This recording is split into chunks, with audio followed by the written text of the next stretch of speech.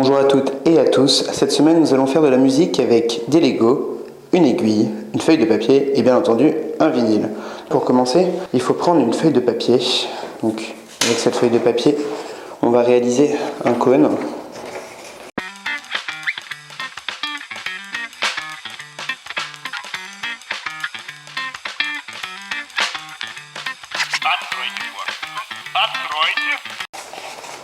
Donc, quand vous voyez à peu près la forme de votre cône, vous y collez en fait, donc vous le dépliez comme ceci, et donc vous allez scotcher au niveau du bas de la feuille une aiguille.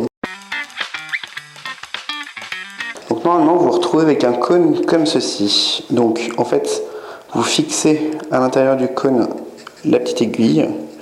Donc le mieux c'est quand même de mettre plusieurs couches de scotch pour être sûr qu'elle ne bouge pas, parce que si elle bouge, ça va être très difficile de faire de la musique.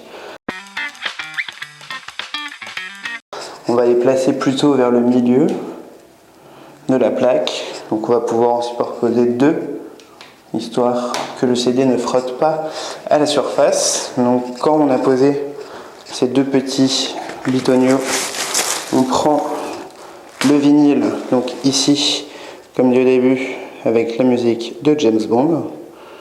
Donc voilà, donc on fixe le CD au milieu, comme ceci.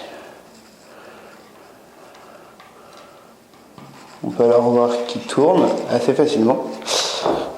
Et à partir du moment où il tourne, on va pouvoir faire de la musique. Donc, il faut trouver en fait la bonne position. Donc bien poser l'aiguille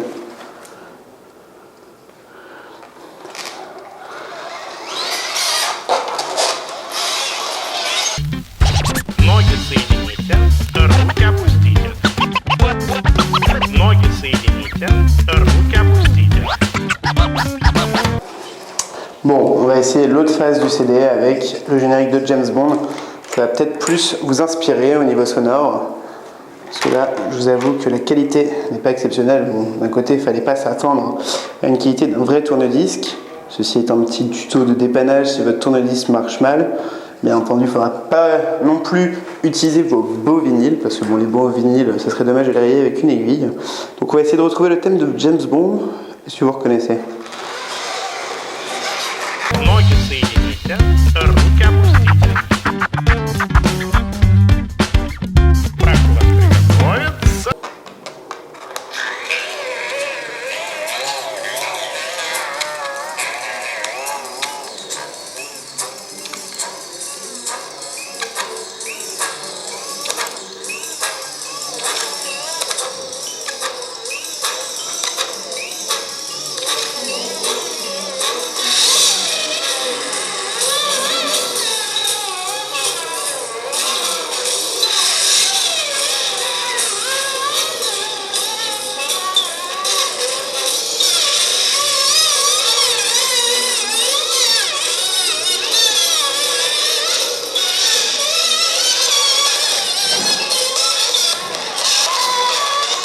Donc, comme vous avez pu le voir, c'était le générique de la musique de James Bond. Donc, c'était un petit tuto, encore une fois, un peu casse-gueule, mais bon, on aime bien, nous, les petits tutos où on fait un peu n'importe quoi. Donc, on espère que vous aurez un peu compris le principe. Donc, utilisez une feuille de papier pour faire un cône avec une petite aiguille. Et après, il suffit tout simplement de la poser sur le CD et de trouver le bon rythme.